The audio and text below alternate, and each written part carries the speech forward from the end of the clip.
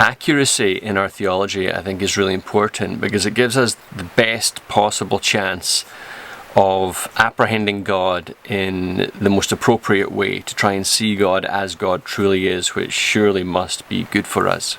So consider for a moment the next couple of verses in Colossians chapter 1 and try and really understand some principle here which is really important.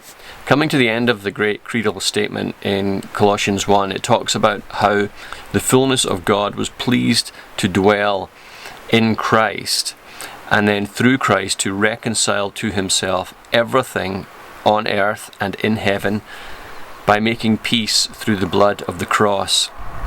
Now, a monumental statement of truth there, but one which we really need to understand properly.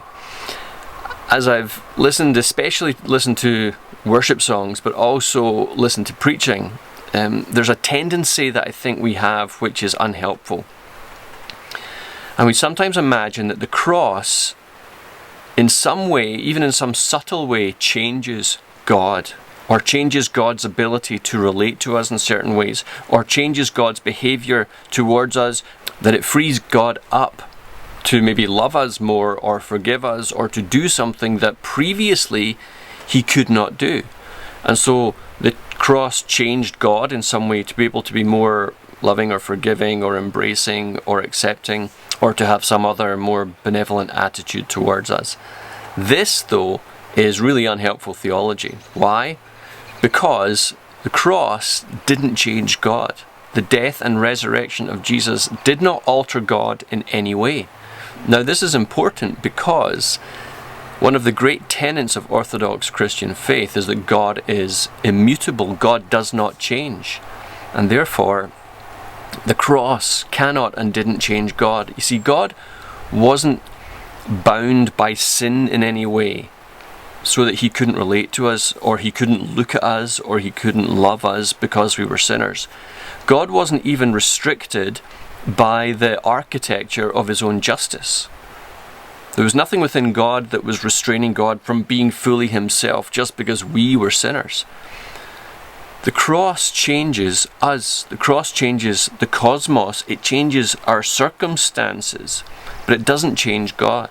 In a way, you could say that God has always related to us as through atonement. But we haven't understood it or seen it or known it. We didn't comprehend the love of God. And the cross is this demonstration of the love of God. It's this self-giving to us. It's the victory over death and sin and Satan and darkness and all evil dominion. All of those things have changed. All of those things have been defeated. We have now been forgiven and atoned for, but it didn't alter God one bit. We're told that the Lamb was slain even from the foundations of the earth, so pre-creation.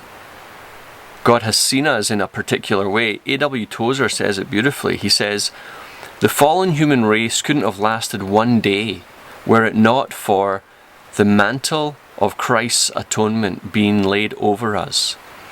So God has always seen us, as it were, through the atonement, but we have not always seen God that way. We've been unable to grasp or to approach God.